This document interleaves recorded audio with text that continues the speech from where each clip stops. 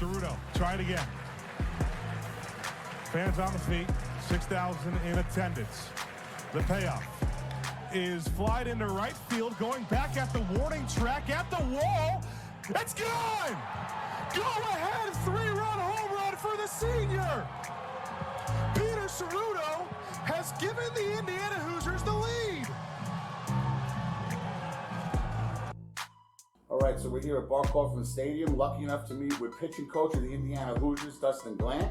We have myself, Chris Feeney, and Carl James, and we're just gonna chat it up with Coach and try to learn a bit about him, and also dip into the 2024 Hoosiers. Great.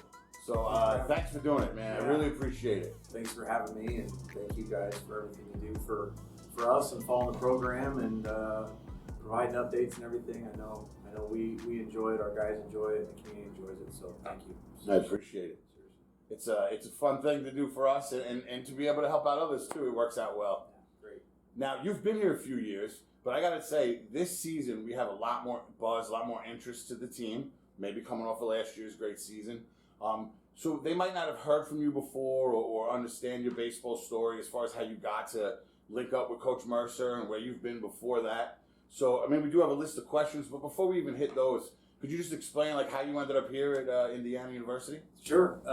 From Fort Wayne originally, and born and raised a big IU fan.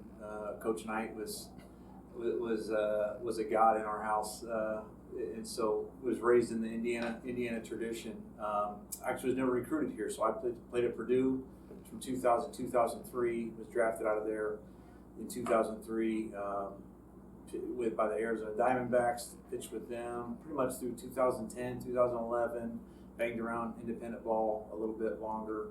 Got right out of that, went into high school teaching in 2012, jumped on with Ball State with Rich Maloney and his staff in 2013 as a volunteer assistant catching coach actually in 2013 with them. Great season there, obviously on the volunteer salary, couldn't do it for very long, so went back into high school teaching and coaching in 2014 at LaPel High School, which is just south of Anderson, Indiana. Going into my second year, the Division III head coaching job opened up at Anderson University, which is a kind of a powerhouse Division III program right there outside of LaPel. So did that in 2015 and 16, and then in 2017, Coach Maloney called and had an opening come back to Ball State as a pitching coach there. So I went back to Ball State in 2017, 18, and 19, which for Indiana fans, those were the years that I think we played. We played you guys every year, Indiana every year at Victory Field. Victory Field, and I know they may remember in 2019 we had Dre Jameson, who didn't get recruited at Indiana and had a chip on his shoulder and asked me specifically to pitch against Indiana, and he was electric, and I remember him staring down Merce, and so we had some crossover with Merce and IU in my coaching years. So did that through 2019, signed on with the Yankees in 19, was with the Yankees in 20, end of 19, 20, and 21. Got to know, I coached with Casey Dykes, who again, Indiana fans will remember was the volunteer hitting coach here, I believe maybe 18 and 19, but he came on with me at the same time with the Yankees. So got to know Casey. We coached together in AAA with the Yankees. He's obviously now the assistant big league coach with the Yankees. And then when this opportunity opened up, it was like a dream come true to be able to come back home and be back home in Indiana doing what I love, coaching pitching, and do it with a guy that I didn't know a ton directly, but everybody else that I knew Merce and loved him and said nothing but great things. And so it just was so fortunate and blessed to be here and to work full circle. And so now we're chipping away, getting into year 3. But pretty much, long story short, Indiana boy, born and raised, and back here getting to do what I love.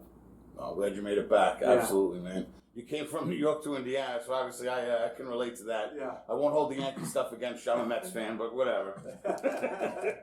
And as you mentioned, you're entering your 3rd season as a pitching coach. First year didn't start off so great. Obviously, we went over that last year when we spoke. But the second year, the huge improvement with command, throwing strikes, managing the run game. I mean, it was glaring, the obvious changes. Now, whether you stress that to them, or just maybe the execution was better, last season? What are you hoping for year 3? The same thing. That was our first meeting this year was about that. Was 2021. I think we walked 370 guys. Yeah. And I think last year we cut it by 100. We got it to 270. So again, moving in the right direction, but not to where we want to be a club that consistently limits the free bases. And if we can get under that 200 threshold, so I told the guys, if we can do it, if we can cut out 100 free bases again this year, and to be more in that right under 200, right around 200, I think that will really help us have sustainable success to where you can limit the free bases and limit opportunities that the other teams have. So that's been a big emphasis, and that's what I told them. Is a lot of it is, like you said, we stressed it. We felt like we brought in better pitchers, number one, and then we brought in guys that attack the zone better, and we emphasized it the whole time. And so we're trying to wash, rinse, and repeat it here again. And if we can cut off another 100, I think we'll be in a good spot. We'll take another 100 off that number. That works. Then a lot of returning arms coming back. What are you looking forward to? Like anybody specific to really see their growth the next year? It's fun for all of them. I was just talking to Crafty today in the bullpen and watching some of his video, his freshman year to now. It's just you get a laugh out of it because how much he's grown as a pitcher. But obviously you're excited about Reisdorf coming back and Foley coming back and having significant innings in high leverage situations. Ethan Phillips pitched in a regional. Evan Weidecker won us a Big Ten game. You got a lot of those guys that have contributed. Grant Holderfield back in the mix after missing all of last year, being banged up. You had Seti that had a nice season for us with having him back, and he logged quite a few important innings. And I'm sure there's you got a red shirt with Jacob Vogel coming in the mix this year. I'm happy with all of them and looking forward to seeing all of them. But like you said, it's all. I think every coach is now excited to see what it looks like, on the field in between the lines now the season's here. Specifically Foley, if I can ask about, because it really sounds like his role is going to change, where he seemed to come in late last year in the closer situations, basically. Yeah. And I mean, after what he did in Kentucky in the regional. Sure. But now, from what we've heard from Coach and what the word is, it seems like he's going to be more of an opener or more of a front end of the game kind of guy, going longer, more innings. Potentially, that's what we would like to get to ideally. Mm-hmm. And I think that we'll have a very similar strategy to last year, to where we're going to, just not necessarily may or may not have those traditional starters. Have the guys that kind of come in, get us through the lineup a couple times, and then hand it off and give somebody a different look. But yes, from a best case scenario, we do think that Foley's going to get to that point at some time this season, where he's going to be a guy that can get through a lineup 3 times, and we're going to be able to lengthen out and to give him the ball and take over a weekend rotation for sure. Great stuff, man. He's electric. He's fun to watch, man. He's fun to coach. I bet. And as far as the freshmen coming in, obviously we might not know a lot about them, depending on how much you're following the high school stuff or what's coming up. Can you mention a couple names that the fans should be looking out for as far as freshman arms? So we got Seth Bennis is from St. Louis, true freshman. He's coming off injury. He was injured in high school. He's coming off of an injury, but it looks like he's going to be able to be a part of this season and really help us. His uncle is Andy Bennis, the former first-round pick and longtime major league pitcher. So there's some lineage there. Maybe some people that know that last name. He's a great kid. I kind of compare him to Reese Sharp for Indiana fans from a stuff standpoint. Just a very similar profile as far as a pitch package that Reese had. We have Ryan Rushing from Florida. He was at IMG Academy. He's a lefty. Again, you don't want to put this weight on his shoulders, but he would remind Indiana fans of, is it Donato? Donato was kind of the legendary lefty. That's quite a name to bring up. I think he's right to your right there. Yeah, exactly. To not put high expectations on a young man, you don't say Joey Donato. It's just he reminds, you see pictures and video of Donato, and so it kind of reminds you of the same look and the same kind of fastball profiles and everything. Mm-hmm. So it's like, I'm not confident, but at the same time, from a pitching coach eyes, you make those connections with Ryan Rushing. Evan O'Neill from Georgia, he's banged up, but he's on his way back. He had a really good fall for us. We have Eli Shaw, an Indianapolis kid from Warren Central. He's really performed well throughout the fall, so we think that he'll help us on the mound and be a contributor. I'm sure I'm missing somebody, but off the top of my head, like every year, we're going to have our freshmen are going to pitch, and they're going to be in the middle of it and in the thick of it. And you got Jacob Vogel again with a redshirt freshman coming in that's going to be in the thick of it too. So nothing will change there. You just get these guys in the action as freshmen and grow them up early, and that'll be the expectation again this year. Good stuff. And as far as we also have transfer arms. I know Coach mentioned was it yesterday or early last week that you guys had like a set plan, like we're going to fill this need in the transfer portal. This is what we want to go for. How do you feel about what you brought in as the transfer arms? I think you feel good about it, and again, that's what it's. I think that was one of our keys last year, was bringing in, again, by the numbers. You know, maybe they didn't look like they were amazing years, but the impact that they had from a culture standpoint, just for kind of filling that gap until Foley and Reisdorf were really ready to take over halfway through the year. Because if you remember, early in the season, you know, they were both kind of scuffling, and Ben and Levy and Vega and some of those guys that had experience were able to kind of take a lot of that workload on and had been out there, and you could kind of slowly ease those guys in, and by the end of it, you know, they passed the baton, and so that was a huge piece of it, to where, we expect to get the same thing this year from some transfer guys that can step in right away and have made some adjustments and some improvements, and can help us win ball games. It's a new world of building a roster now in college baseball, huh? I say some days you love it, some days you're cussing it. Now, obviously, whether it's the transfers, the freshmen, the returning arms, there's a lot going into building the puzzle, right? Throughout a game, throughout a series. And it seemed, from what coaches mentioned, and you just mentioned earlier, you're going to go with a lot of the plan of last year. Like, what goes into figuring out, after that Friday opener or first pitcher is done, who you go to right away?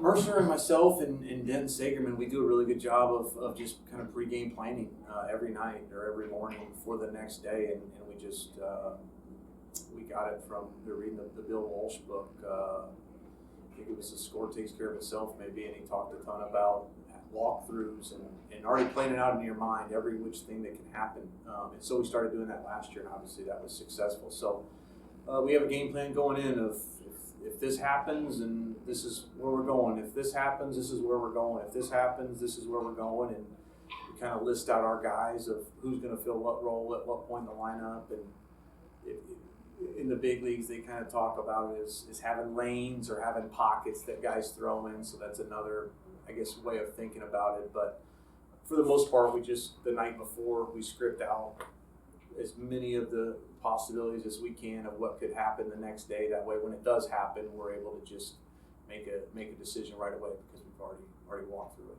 Gotcha. Thanks. And I know the strategy part of it has to be, it's like already knowing you're going to go for two if you score the touchdown. Exactly. Like it was already planned out. But it's just so much more in baseball, I feel like, especially in the series. Like what I do Friday, then maybe I can bring it back on Sunday. And that's why it's such a great game, obviously.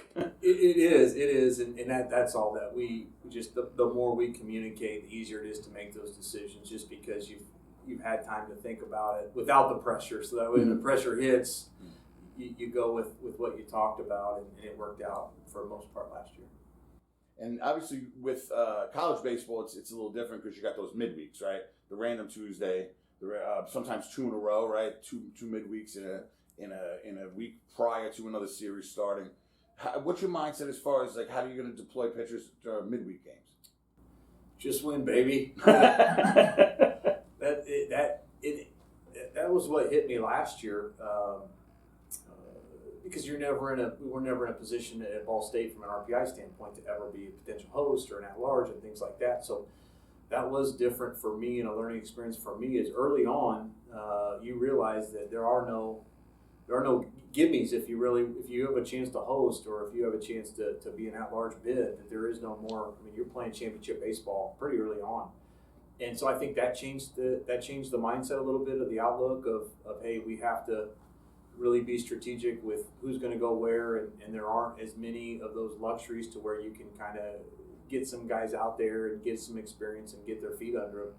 I feel like it was the first 20% of the season, kind of after conference started, that we knew, okay, we're in some must-win situations here, pretty much the rest of the way out. And so I think it probably does hinder some development with some of the younger guys in those situations where normally you're going to want to run some guys out and see what you have. But if you have to win those games, it's a damned if you do, damned if you don't, right? There's not a right answer. But when you're Coach Merce and looking through it of the lens of, how do I get these guys to the postseason? It's going to be a lot of those, do we get the W at the end of the day? And so it's a balance in that act and get between the two. But ideally you get to get some experience and get some guys' feet wet and get those younger guys out there or inexperienced guys out there on the midweeks and let them kind of show us what you can do, and then hopefully increase their role. But like I said, sometimes you just got to go with the horses and you just got to win, right? Get the win, man. Yeah. Not a bad problem to have, at least to know that you're up for an at-large bid or something. And I would think Coach Mercer the same way, coming from Wright State, where I would assume was a little similar to Ball State, right? He had to win his conference tournament to make the NCAAs. Yeah. And now, a Tuesday night in the middle of May means a lot more. Sure. And that's what I say. You were never punting or anything when you were at Ball State, but you also knew that, winning the conference and the weekends were important, and then really making sure you had arms. So you would, those Tuesdays, you had a little bit more flexibility to see what you had with guys. Because you were preparing them to, can they help us in the tournament? That's what we need for that, to where here, which was awesome. It was a ton of fun, but it definitely, it can affect maybe some game planning strategies. Yeah. Gotcha. And another piece of the puzzle I would think is behind the plate, right? You don't have Pete, you don't have Matt anymore, and we have Brock going to catch a bunch from what we're understanding, and then it seems to be 3 or 4 other guys in the mix for catching. How's it been going so far with Brock getting used to the pitchers? Awesome. Yeah, we won't skip a beat. I love Pete Cerruto. I'm the biggest fan of Pete Cerruto. Like, our season doesn't happen last year without Pete, and I can't say enough good things about Pete. But the nice part is that we have a great guy to replace him in Brock Tibbetts, and we won't skip. He's been a stud. He's had an awesome fall. He's had an awesome spring. He's ready to go. Jake Stadler has been awesome as well. He's improved so much. TJ Schuyler is a oncoming freshman that's really, really improved from the fall until now. So AJ Shepard's still working his way back through his kind of arm stuff and getting him closer and closer. So we feel really, really good if we can keep those guys healthy about the depth we have at the position. And again, you look at it like, man, we just lost Pete Cerruto, and he was the heart and soul. But when you're able to replace it, and we have some really quality guys replace it, have been doing a great job. So we feel really good about the catching position. Great to hear, because I know that losing Pete is something that definitely has come up to a lot of fans. And I mean, let's hope Brock can hit huge home runs like Pete did too. I don't know. Maybe it's the power piece that we need from Pete that we're gonna miss. Yeah, that was amazing. That it's bomb just he hit. Oh, yeah, it's just incredible. That's Pete, man. Like, it's always game time. Pete's always ready to go. The best. What a season! They put a picture of him up in the clubhouse. It was so deserving because for him to catch all those games, every single game, and the thing he loved about Pete was, as a pitcher, you love knowing that the guy behind the plate is a servant. Is a servant leadership phrase you hear. It's like, it ain't about Pete and his offense. Like, he's out there to serve you, and how can we win this game, and how can I help you as a pitcher? And he has the mentality that it takes to be a great catcher. And man, it's what a season. What a season. I think it's great Brock was here to witness that too. Oh, yeah. I know we would see Brock a lot pregame with the catcher gear on and doing his thing last year. Sure. So him just watching that and learning from that, I think would be good too.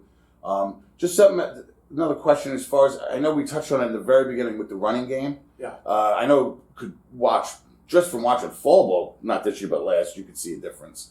Is a lot of that coming from the dugout? Is it coming from the catcher? Is it something that you guys have to communicate with the catcher? Yeah, no, I'm calling a lot of it. You are? I'm calling a lot of it. Yeah, I'm trying to control it as much as I can. I think that was a big learning piece of being away for 3 years in the pro game to where none of that stuff really matters. You know, It's about development to getting smacked in the face and remembering of like, you know what wins college baseball games is free bases.